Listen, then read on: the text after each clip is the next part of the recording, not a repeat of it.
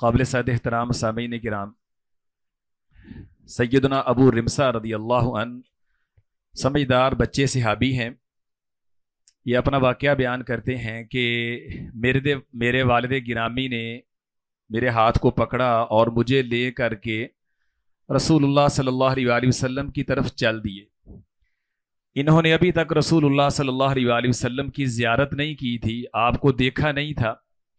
کہ رسول اللہ صلی اللہ علیہ وسلم کون ہیں، آپ کی ذات مبارکہ کیسی ہے۔ تو ابو رمسا رضی اللہ عنہ کہتے ہیں کہ میرے والد مجھے لے کر کے رسول اللہ صلی اللہ علیہ وسلم کی مجلس میں پہنچے اور انہوں نے جا کر کے رسول اللہ صلی اللہ علیہ وسلم کو سلام پیش کیا اور پھر مجھے تعارف کرواتے ہوئے کہا کہ بیٹا ھذا رسول اللہ صلی اللہ علیہ وسلم، یہ ہیں اللہ کے رسول صلی اللہ علیہ وسلم۔ ابو رمسا رضی اللہ عنہ کہتے ہیں کہ چونکہ میں نے پہلی دفعہ رسول اللہ صلی اللہ علیہ وسلم کو دیکھ رہا تھا، اس سے پہلے میں نے آپ کو نہیں دیکھا تھا، اور پھر میرا تصور یہ تھا کہ اظن شیئا لا یشبہ الناس، میں آپ کو ایسی ہستی یا ایسی ذات سمجھتا تھا جس کا انسانوں سے کوئی تعلق نہیں ہے۔ میرا گمان اور ذہن یہ تھا کہ آپ کوئی الگ مخلوق ہیں، کوئی الگ ہستی ہیں، انسانوں سے آپ کوئی الگ اپنا تشخص رکھتے ہیں۔ لیکن جب میں نے دیکھا کہ آپ تو انسانوں کی طرح انسان ہیں، بلکہ انسان کامل ہیں، فَإِذَا هُوَ بَشَرٌ، آپ تو بشر ہیں، رسول ہیں، لیکن بشر ہونے کے باوجود آپ اس قدر خوبصورت اور وجیح ہیں کہ آپ کو آنکھیں بھر کے دیکھنا ممکن نہیں تھا، مسلسل آپ کو دیکھا نہیں جا سکتا تھا۔ اللہ تعالیٰ نے آپ کی ذات کو یہ عظمت، ہیبت اور شان عطا فرمائی تھی۔ تو اس لیے ابو رمسا رضی اللہ عنہ کہتے ہیں کہ جب میں نے آقا علیہ الصلوۃ والسلام کو دیکھا فَقْشَعَرَرْتُ، تو میرے رونگٹے کھڑے ہو گئے، ٹھیک ہے، کہ یہ رسول اللہ صلی اللہ علیہ وسلم ہے۔ پھر کہتے ہیں کہ میں نے آپ کا رخ زیبا دیکھا، آپ کی ذات مبارکہ پہ میں نے نظریں ڈالی تو میں نے دیکھا کہ رسول اللہ صلی اللہ علیہ وسلم کے سر مبارک پہ مہندی لگی ہوئی ہے، اور آپ کے بال لمبے لمبے ہیں جو کانوں کی لو تک آتے ہیں، جسے اصطلاح میں وفرا بھی کہتے ہیں، ٹھیک ہے، کہ آپ نے وفرا بال رکھے ہوئے ہیں، کانوں کی لو تک آتے ہیں، لمبے آپ کے بال ہیں۔ علیہ ثوبان اخضران، اور آپ نے سبز رنگ کی دو چادریں زیب تن کر رکھی ہیں، ٹھیک ہے، سبز رنگ کی دو چادریں آپ نے پہن رکھی ہیں۔ یہ حلیہ مبارک ابو رمسا رضی اللہ عنہ نے ملاحظہ کیا اور ہمارے لیے بیان کی۔ آگے بڑھنے سے پہلے تھوڑی سی میں یہاں پہ بات کرنا چاہوں گا کہ ہم رسول اللہ صلی اللہ علیہ وسلم سے محبت کی بات بھی کرتے ہیں، دعویٰ بھی کرتے ہیں، اور اپنے بچوں کے حوالے سے بھی ہم یہ ذوق رکھتے ہیں کہ وہ بھی رسول اللہ صلی اللہ علیہ وسلم سے محبت رکھنے والے ہوں، لیکن رسول اللہ صلی اللہ علیہ وسلم کا جو تعارف اپنے بچوں کو دینا چاہیے وہ ہم نہیں دے پاتے۔ اب دیکھیں نا کہ ہمارے بچے ایک مخصوص دن میں رسول اللہ صلی اللہ علیہ وسلم کے ساتھ محبت کا اظہار کرتے ہیں، جس طرح ہم بھی کرتے ہیں، وہ ان مقامات کی شبیہ بناتے ہیں جہاں آپ تشریف فرما ہوئے، مکہ شریف ہے، مدینہ شریف ہے، ٹھیک ہے، اللہ کے گھر کی شبیہیں بن رہی ہیں، مسجد نبوی کی، آپ کے روضہ مبارک کی اور دیگر مقدس مقامات کی۔ یعنی یہ جو ایک ظاہری سی محبت ہے وہ ہمیں بڑے جوش و خروش سے نظر آتی ہے، لیکن حقیقی محبت کہ اگر آپ اپنے بچوں سے پوچھیں کہ رسول اللہ صلی اللہ علیہ وسلم کیسے تھے، آپ کی قامت کتنی تھی، آپ کا رخ زیبا کیسا تھا، آپ کی مبارک آنکھیں کیسی تھیں، آپ کے گیسو مبارک بال کیسے تھے، آپ کے کان کیسے تھے، ٹھیک ہے، آپ کی پیشانی مبارک کیسی تھی، ناک مبارک کیسی تھی، تو میں سمجھتا ہوں بچے تو کیا بڑے بھی بیان نہیں کر پائیں گے۔ حالانکہ جس سے آپ کو سچی محبت ہوتی ہے اس کی ایک ایک چیز آپ کے ذہن میں ہوتی ہے کہ میرا محبوب جو ہے وہ اس طرح کا ہے، اس کی آنکھیں ایسی ہیں، کان ایسے ہیں، پیشانی ایسی ہے، چہرہ ایسا ہے، ڈیل ڈول ایسا ہے، ہاتھ ایسے ہیں،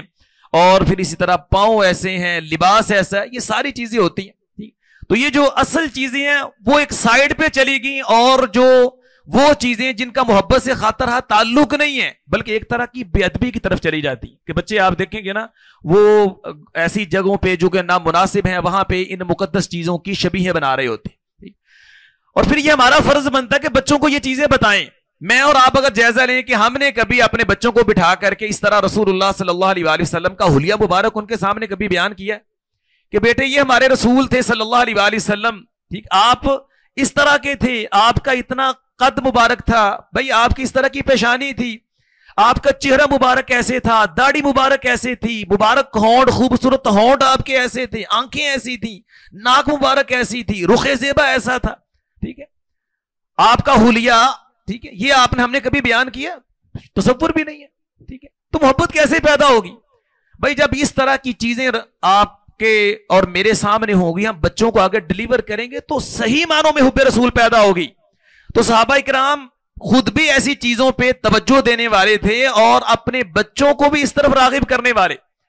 جس طرح ابو رمسا رضی اللہ عنہ کو ان کے والد لے کے آئے ہیں, پھر اللہ کے رسول کا تعارف کروا رہے ہیں, اور یہ بچہ ہے سمجھدار ہے, اور یہ رسول اللہ صلی اللہ علیہ وآلہ وسلم کا رخ زیبا پوری طرح ملاحظہ کر کے پھر آج محفوظ رکھا اور ہمیں بیان کیا ہے. ایسے حب رسول پیدا ہوتی ہے, یہ ہے سچی محبت. تو ہمیں اپنے بچوں کو سیرت النبی سے آگاہ کرنا ہے, آقا علیہ الصلوۃ والسلام کی سیرت سمجھانی ہے, پڑھانی ہے, آپ کی شخصیت ان کے سامنے رکھنی ہے, ان کی وضاحت کرنی ہے, تاکہ یہ حقیقی اور سچے محب رسول بنے, نام نہاد اور نام کے محب رسول نہ بنے. اب رسول اللہ صلی اللہ علیہ وآلہ وسلم سے جب ابو رمسا رضی اللہ عنہ کے والد کی ملاقات ہوئی اور آقا علیہ الصلوۃ والسلام نے دیکھا یہ دونوں باپ بیٹا بیٹھے ہوئے ہیں, تو آپ ابو رمسا رضی اللہ عنہ کے والد سے پوچھتے ہیں, ہاذا ابنک, یہ آپ کا بیٹا ہے؟ تو ابو رمسا کے والد کہتے ہیں, جی ہاں میرا بیٹا ہے, ای ورب الکعبہ, رب کعبہ کی قسم یہ میرا بیٹا ہے, ٹھیک ہے. رسول اللہ صلی اللہ علیہ وآلہ وسلم پھر فرماتے ہیں, حقاً, سچی مچی, واقعی یہ تمہارا بیٹا ہے. اور ساتھ فتبسم رسول اللہ صلی اللہ علیہ وآلہ وسلم, آپ مسکرا بھی رہے ہیں, ٹھیک ہے نا. ابو رمسا رضی اللہ عنہ کہتے ہیں کہ آپ مسکرا بھی رہے ہیں, کیوں؟ ایک تو یہ کہ میرے والد نے میرے ان کا بیٹا ہونے کی قسم کھائی ہے, اور دوسری بات یہ تھی کہ میری اپنے والد کے ساتھ واضح مشابہت تھی, میری شکل و صورت میرے بابا سے ملتی تھی. اب رسول اللہ صلی اللہ علیہ وسلم کو پتہ ہے کہ یہ ابو رمسا ان کا بیٹا ہے, ٹھیک ہے. تو آپ اصل میں نا مسئلے کو پوری طرح واضح کرنا چاہتے تھے کہ بھائی جب تم مانتے ہو, قسم بھی کھا رہے ہو, یہ تمہارا بیٹا ہے, حقیقی بیٹا ہے, تمہاری صلب سے پیدا ہوا ہے, پھر یاد رکھنا, ٹھیک ہے, یہ آپس کے تعلقات اپنی جگہ پہ ہیں, لیکن ان کی بنیاد پہ شرعی مسائل متاثر نہیں ہوں گے. تو آپ نے یعنی کہ نا پوری طرح تصدیق کرنے کے بعد اور یہ باور کرانے کے بعد کہ واقعتاً تم اس کے حقیقی باپ ہو, یہ تمہارا حقیقی بیٹا ہے, یاد رکھو, اما انہو لا یجنی علیک ولا تجنی علیہ. اصول یہ ہے, کل کلاں اگر تم کوئی قصور کرو گے, گناہ کرو گے, جرم کرو گے, تو یہ تمہارا بیٹا اس کی جگہ پہ قصوروار نہیں ہوگا, تمہارے جرم کا یہ قصوروار نہیں ہوگا. جو جرم, جو گناہ, جو بلنڈر تم نے کیا ہے, اس کی سزا تمہیں بھگتنا ہوگی, اس کا گناہ تمہیں ہوگا, وہ تمہارے بیٹے کے کھاتے میں نہیں پڑے گا. اور اسی طرح تمہارے بیٹے نے جو گناہ کیا ہے, جو جرم اور قصور کیا ہے, اس کا گناہ اور قصور اس کے کھاتے میں پڑے گا, تمہارے کھاتے میں نہیں پڑے گا, ٹھیک ہے. ہر بندہ اپنے جرم کا قصوروار ہے, جرم کسی کا ہو سزا کسی کو ملے, جرم کوئی کرے قصوروار کسی کو ٹھہرایا جائے, ٹھیک ہے, یہ غلط بات ہے. اللہ نے قرآن میں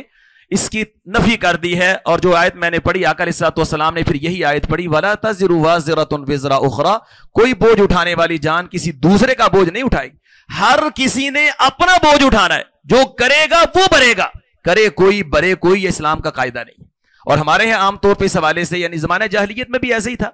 کہ اگر باپ نے قصور کیا ہے, گناہ کر لیا ہے, کوئی جرم کر لیا ہے, قتل کر دیا ہے, تو اس کی سزا میں پورے خاندان کو اٹھا لیا جاتا, پورے خاندان کو مارنے کی کوشش کی جاتی, دوست احباب اور جاننے والے عزیز و اقارب سب کو نشانہ بنایا جاتا, ٹھیک ہے. اصل میں رسول اللہ صلی اللہ علیہ وسلم نے اس چیز کی حوصلہ شکنی اور تردید فرمائی ہے کہ جو گناہ کرے گا وہی اس کا سزا کا مستحق ہوگا, کوئی اور بندہ اس کی سزا نہیں لے گا. ہمارے یہاں بھی اللہ معاف فرمائے, اب ہم یعنی کہ ترقی بھی کر چکے ہیں, علم بھی یعنی کہ نا بھی حاصل کر چکے ہیں, بڑھ بھی رہا ہے, لیکن وہی جاہلیت والا دور آج بھی موجود ہے. ہمارے ہاں بھی یعنی کہ نا بھی کہہ لیجئے کہ عدالتوں میں, تھانوں میں, اور جہاں قانون نافذ کرنے والی ادارے یہ بے احتیاطی موجود ہے, ٹھیک ہے. ایک بندے نے جرم کیا ہے اور اس کے لیے پورے گھرانے کو قصوروار ٹھہرا دیا جاتا ہے, ٹھیک ہے. اس کے عزیز و اقارب متعلقین کو اٹھا لیا جاتا ہے, بھی آپ کے پاس اگر کوئی پروف ہے وہ جرم میں معاون ہے پھر وہ خود مجرم ہے, آپ اٹھائیں, تحقیق کریں, ٹھیک ہے, اس سے ثبوت حاصل کریں. لیکن آپ کے پاس پروف کوئی نہیں, ثبوت کوئی نہیں, دلیل کوئی نہیں, آپ نے مجرم کے ساتھ اس کے باپ کو بھی پکڑ لیا, ماں کو بھی, خواتین کو بھی, مردوں کو بھی, قریبیوں کو بھی, دور والوں کو بھی, اور سب کی واٹ لگا کے سب پہ پانجا فٹ کر دیا. تو یہ کہاں کا انصاف ہے, کہاں کی دینداری ہے؟ یہ بالکل زیادتی اور غلط ہے. تو اصل میں آپ بھی پڑھے لکھے لوگ ہیں, آپ کا بھی یعنی کہ نا اس طرح کے معاملات سے تعلق رہتا ہے, تو یہ حقیقت آپ کے سامنے بابر کروانی تھی کہ اللہ نے قرآن میں کہہ دیا جو کرے گا وہ برے گا, ٹھیک ہے, جو مجرم ہے اس کی سزا اسی کو ملے گی. اور رسول اللہ صلی اللہ علیہ وسلم نے اتنی گہرائی کے ساتھ یہ بات بتائی ہے کہ یہ تیرا بیٹا ہے, تجھے اس سے بڑی محبت ہے, اور اس کے لیے انسان اپنی اولاد کے لیے ہر طرح کی قربانی تک دینے کے لیے تیار ہوتا ہے, لیکن اس کے باوجود یہ تیرے جرم کا قصوروار نہیں ٹھہرے گا. قصور تم نے کیا ہے, سزا بھی تمہیں ملے گی. اللہ تعالی ہمیں شریعت کی ان باتوں کو سمجھنے اور ان پہ عمل کی توفیق عطا فرمائے. وما علیہ الا البلاغ.